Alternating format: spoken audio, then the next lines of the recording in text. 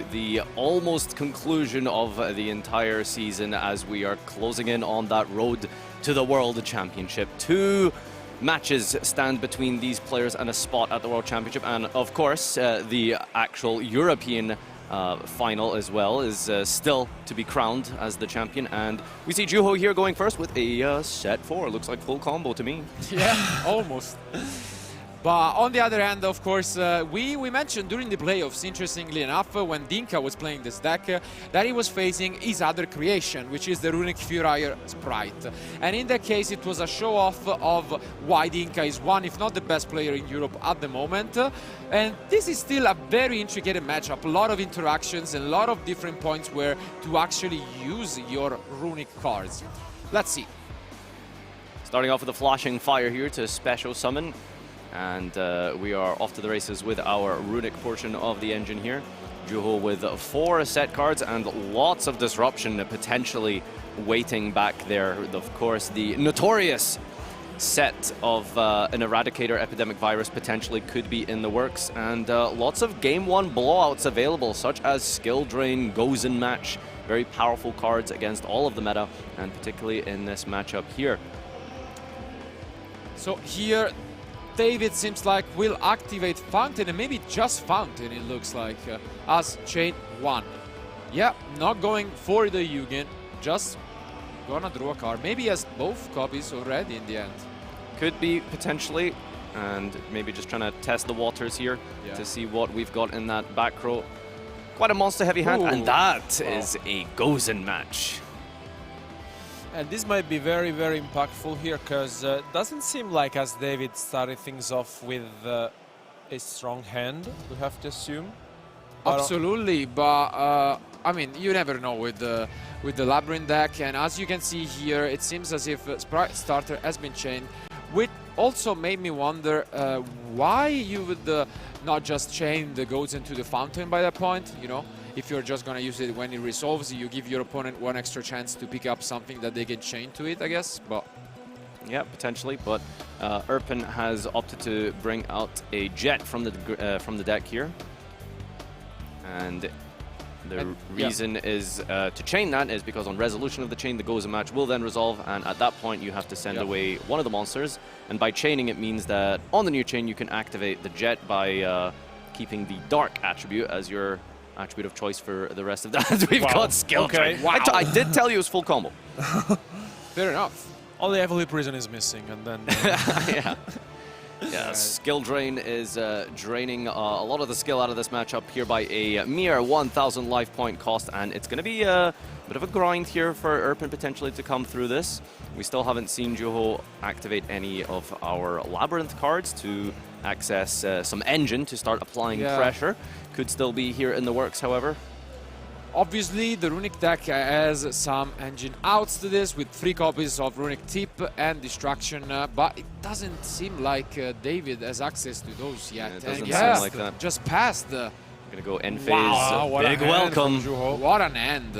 No Ash Blossom in response from Erpen, and special summons the Silver Castle from the deck here, bouncing it to the hand.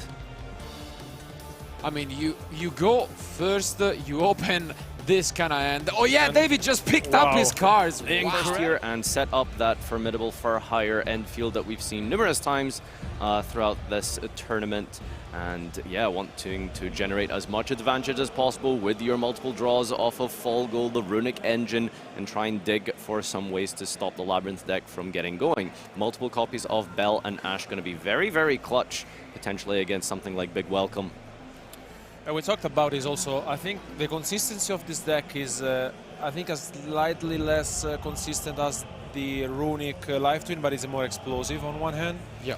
And I think here he started things off very well with the dig, so let's see if he can put up, you know, some of his, you know, 4R engine, but having the Runick as well would be very, very powerful. On the other hand, still, as you mentioned, there's the Sphere mode in YuGiOh's deck, which might help him out a lot, but it seems like as David drew into a full monster hand. Yeah, and all of the Furiers as well. Double Fossil Dig and the Beat, wow. Yeah, ideally these are the cards you want to start tutoring out of your deck more so than anything, and the Beat is Still going to be able to achieve some sort of an end field here, but yeah, these are typically cards that you want to be searching from your deck rather than opening here. So not the complete optimal start from David, especially after being drained and gozened in game number 1. Okay, now we see an interesting card not played by every single deck this weekend, which was the Mayhem Furier. The rookie is obviously must, but playing a second target is somewhat useful. It's basically a monster reborn for the archetype, special summoning a Furier in defense from the graveyard. Yep, so Beat resolves to get the Rafale to the hand. And that's going to be able to dig further into the deck, potentially for some more tools to deal with Labrynth getting its engine going. And we talked a little bit about this before. I suppose like this was one of the major disadvantages, I suppose, of the For Hire deck compared to the Live Twin deck. You know, that consistency, while it does have so much explosive power and multiple draws, it's just not as fluid between the two archetypes as maybe the Live Twins are. Yeah, it can be a double-edged sword, I mean, in that sense. Yeah, especially against Labrynth, I feel like the Runick engine is even more important. Like, you really need to access that to be able to win the grind game. And here, interestingly enough, I think we see a sprint that will activate the effect to send yet another target that you can special summon back with the Mayhem, for example, which is why he's playing the second copy of a Furier spell in his deck. Situations like these, it does help to play, you know, some of the extra cards like the Mayhem, as you mentioned, just because if you do draw the one-off target, then you have something else to work out in your favor as well. And the level 2 scent is Dompa here, which is a key component of accessing Folgo, as that lets you pop a face-up card that your opponent controls and draw in the process. Now we're going to activate the Dino Rex from the graveyard here to special out the Dompa. Yeah, but I think he requires a Furier.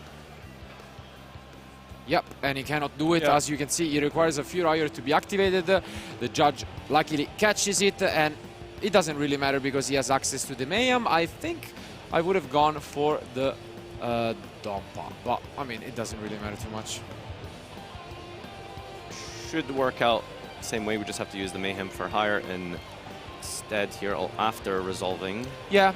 What he can do now is obviously special summoning afterwards the Rafale from the end and essentially go into what is a smaller pot of duality to just look at the top decks and fish for a Runick, most importantly, I would say.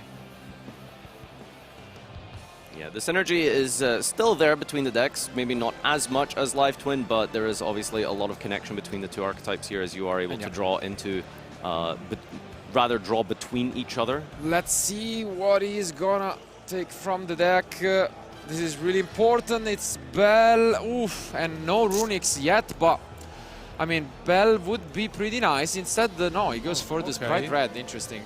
Probably, yeah, that goes back to the deck. Yeah, the Ghost Bell should be put back into the deck. I'm sure that'll be picked up in just a moment.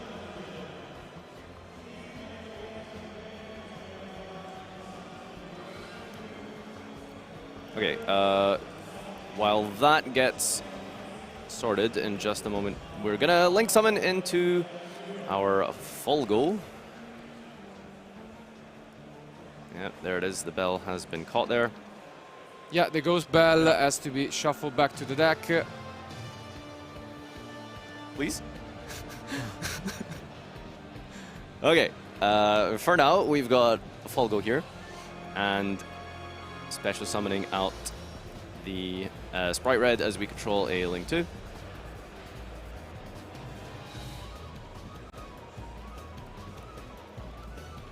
Alright, as this conversation happens in the background, yeah, they're gonna fix it in a moment. So, do you think Labrynth is decently positioned going second?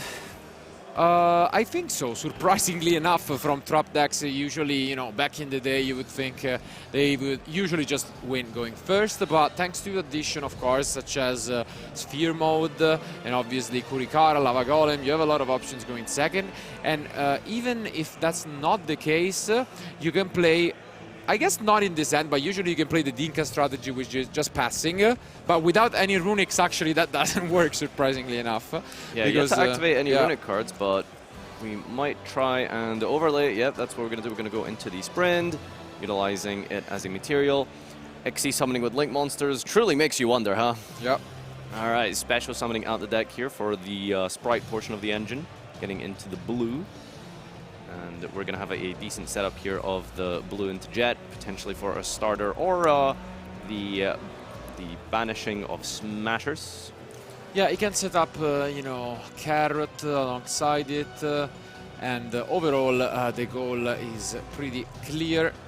Hopefully the decision to not go for the bell instead is not going to cost him the game. What you can do is probably play around, as mentioned, the sphere mode as much as possible. Instead, he's going to have the interruption on field with the carrot. Yep. There's a, you know, compared to the live twin strategy, I think it's a little harder to play around sphere mode in this type of, in this version of the deck. Yeah. As we, yeah, looks like we're setting up that red. No Runic cards, unfortunately, for David. And there it goes! Wow! I love the way he pointed that one. That's crazy! All right, yeah. I mean, sphere mode, the going second and prosperity. What a brutal start to this match from Huge! Yeah. Oh no, that's fantastic, yep. So, Pot of Prosperity, gonna dig for 6 here. Not a deck that you particularly care about the extra deck in, and you're more than happy to rid yourself of 6 cards from your extra to rely on the lovely ladies as well as those trap cards. Let's see what we can pick up here off the top. So yeah, it's a pretty bad situation because not only have you like extended into sphere mode, you know, necessarily, but also because it wasn't like the full combo that also gave you draw follow-up. My only concern, as mentioned, wow, and a lot of interesting pickups was if you go for this line instead, you're gonna have the carrot on field instead of a bell in hand. So if you get sphere mode, you could still hold the bell to at least slow them down, and I think that was worth considering from David, maybe. Potentially, but at the same time, sphere mode is, I mean, it's a very specific card that you would have to know your opponent's playing, right? I mean, I guess, but you probably expect, like his Lava Golem does the same, you know, those kind of cards probably are in there. Yeah. But, I mean, or super polymerization, as we are seeing, I guess. Now, interestingly enough, we actually go for Arianna. Wow. Because you already normal summon. Yeah, we can't normal summon actually. YuGiOh has. Wow. Oh. Yeah. He's really whiffed that. That's unfortunate. Yeah. Because he had the welcome Labrynth available. Yeah. You can really see the frustration there, not realizing what he's done now. This is quite unfortunate actually from Ju, and we'll see if that actually ends up becoming relevant. But yeah, not having that access there is quite detrimental. It is something that you naturally forget. You don't really sort of click on that, oh yeah, I've actually normal summoned this turn by giving my opponent a sphere mode, but... And unfortunately, only one face down, and you can see, as you mentioned, Ju really not happy with himself. But David now, once again, back. He can try to play, and now he has access to the rookie, as he only added the Mayhem, and he's playing a second target for the Rex, potentially.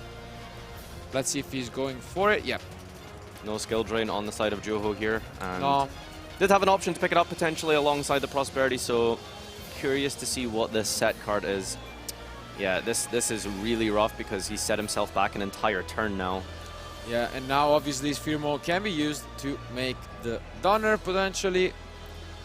Okay, sadly not using sphere mode's effect, but we'll see that one day, I'm sure. Yep, and Donner comes down, obviously one of the best cards here, played by a lot of different decks, such as even Kashtira, but here realizing its full potential, which, as you can see, can be used to. Yeah, really versatile as a card, you know, played in many other decks just outside of Far Higher. I think it's supposed to Ibli, no, not Ibli. There's no, you can just use it, to get it. No, it is also for Ibli, absolutely. Yeah, there you go. So, lots of, you know, ways to utilize Donner. But in general, any monster, even against, you know, when, for example, they give you a monster with Mannequin Cat, you can use it. It's really useful to just get rid of a monster. Or a Nibiru token, I guess, A lot of different ways to use the card. Reviving back the Folgo here with the Dompa. No face-ups as of yet to be able to pop to trigger the Folgo for the draw 3, but sure that might come into play on the next turn. Yeah, that's totally fine.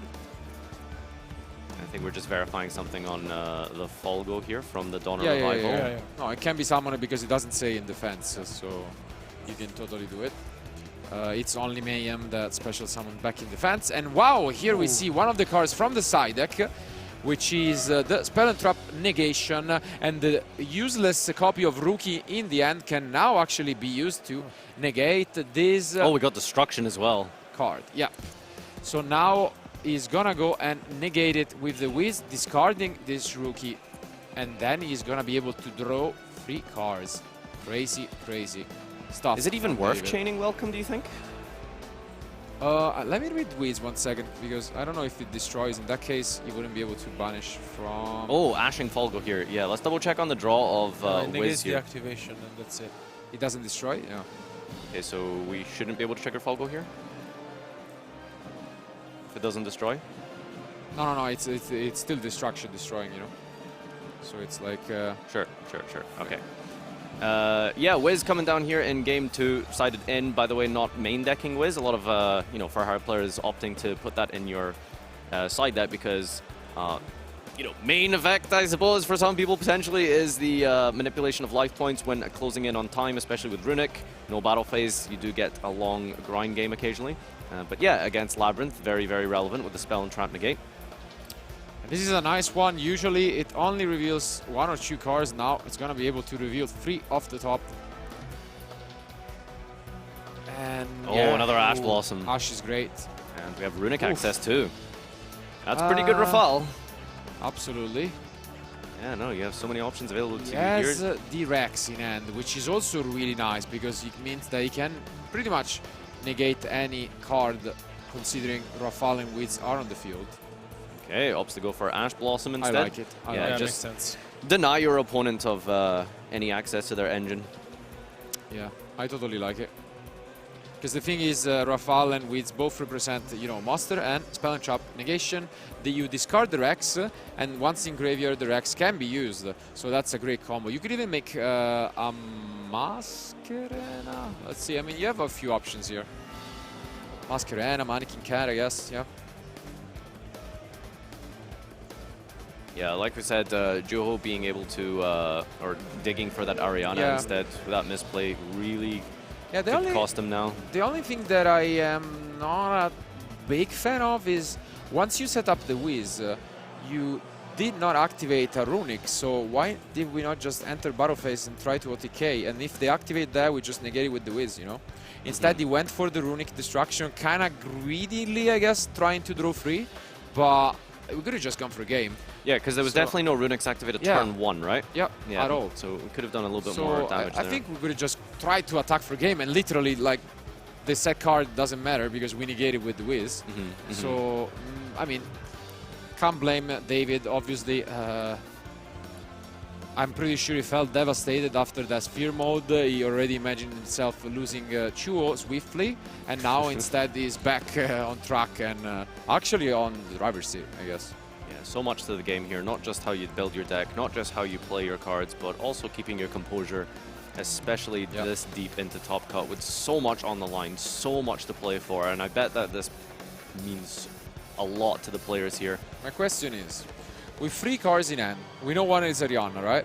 Your opponent does not set anything else. Do you expect a second Sphere mode? I think there's a world where that happens, right? I mean, there should be a world where that happens. But okay, now we see the Lady, but I think actually he cannot. Because he negated the trap, right? Yeah.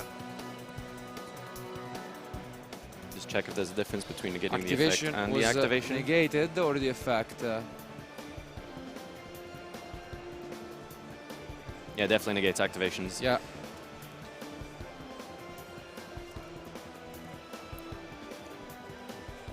Alright, it seems to have been spotted.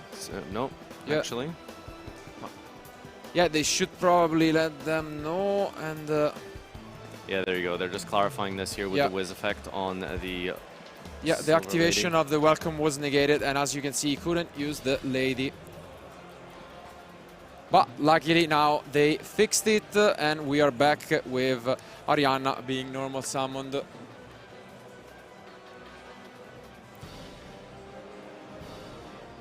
Okay, so with the normal summon of the Ariana, we can go into our deck here and look for another copy potentially, and duel of this top 16 matchup. Who will advance one step closer to the World Championship into top 8? David Erpin versus YuGiOhAn in this match here. And YuGiOh will, of course, be electing to go first with a Prosperity. Very strong start here. Do we see an Ash Blossom come down? Doesn't seem like it, so we see a lot of different options already. Good choices Wow. all around. I like Good them choices all. all around. I like them all. Give them all to me. Oh, goes for the Lord. Okay. Wow. All right, so YuGiOh must have quite a heavy back row hand here to be able to pick up this Lord here with the protection effect. All of your set cards cannot be destroyed by card effects. Oh, wow. Full combo. Yeah. Full combo this time around. And we could see an Eradicator as soon as the draw phase, potentially, depending on what he has face down. Yeah, it's the Lord of the Heavenly Prison, incredible card here. Big support for control/stun decks with the ability to drain your opponent and protect it. Crazy. Protect the set cards from being destroyed here. But Chain there is the Destruction. destruction. Do we have Judgment? Oh, There it is! We Soul do. of Judgment has come Wow. down here. Half of the life points being paid here. I think I would pay 7,999 life points at this stage. Fair Incredible. enough. Actually, no, because skill drain costs thousands. That wouldn't really work. Anyway. Yeah, no, Judgment protects the skill drain from the Runick Destruction. Do you get to Lord on Resolution? Or you can probably just hold it anyway if you have another you card. can, but you can hold it as mentioned, because now you are protecting your other face downs at the moment, depending what you have. But this is a brutal start of this game, free from Ju. Yeah, I think if there's a big welcome back there as well, it's really, really strong. So skill drain, very, very difficult card for this deck to handle. Looked like we just went for a Sprite Blue. Just checking our extra deck first. I think what's happening is also they're clarifying whether a second copy, if it sees in the end, can be activated, and that's totally the case. The activation was negated, so if David has a second Runick Destruction, he can just use it now. So yeah, that's very totally important fine. nuances in modern Yu-Gi-Oh for people to pay attention to. Negating activations and negating effects are different. Yep. A lot of cards you'll see in Yu-Gi-Oh will say you can only use this card once per turn, and some cards will say you can only activate this card once per turn. If you negate the effect of a card that says activate, then you can't use a second one, but if a card has its activation negated, then you can use a second one. And here we see a Sprite Blue, obviously not really using the effect. Wow! And it goes, that is indeed full combo. Yeah. This is even better than game Oh, one. This is, wow. this is pick your hand territory, right? Judgment, Drain goes in, Lord, Heavenly, and another one. Yeah, no, we just need a Labrynth card, I suppose. Which, by the way, if we haven't special summoned it, I'm assuming that's a There's card another you can set, use. yeah. All right, wow. This does not really matter. Pokes for Possibly. 11 though. I mean, that's if Yeah. we did have a big welcome, maybe it would have been worth chump blocking, but doesn't seem like it. All the way down to 2,400 life points. It is a big welcome, so There it is. did he end this turn? Oh, and there is a bell. Ghost Bell, that's And huge. This is huge because Ghost Bell negates activation, and this could be another huge misstep by Ju if he doesn't top deck into anything. He cannot use the Heavenly, which he could have used before. Wow, this is a huge risk, and he does not. Probably picks up an Ariana, but wow. All right. This is coming down to Just the wire. A set card here, 2,400 life points, deadly low, but in full control of the field for the most part here. But yeah, we're gonna have to try and eventually see some engine very, very soon, because David is just one top deck away from a tip, a destruction, or even any potential side deck cards brought into this matchup here. The thing is, you can just go for life points damage at this point. Only 2,400 left. And yeah. I don't think you attack the set card, right? I mean, Oh, he goes for it, okay. Could, and yeah, it's Nash. Bloss. There it is, 1,800 defense, 700 damage. Which, So- just imagine it the other way around. I think, yeah, that could have been enough. Oof. One set card in passing. Lord hides itself back again. Did we draw a card to set? Did we see another Prosperity? Lots of good top decks. No. Keeps the card in hand. Wow. All right. Potentially a hand trap. And now if we draw any monster, we can just make a fall go and attack over it, I guess. But if obviously they need, with the goes and match restriction, it's tough to achieve such a thing. But Folgo is a dark, right?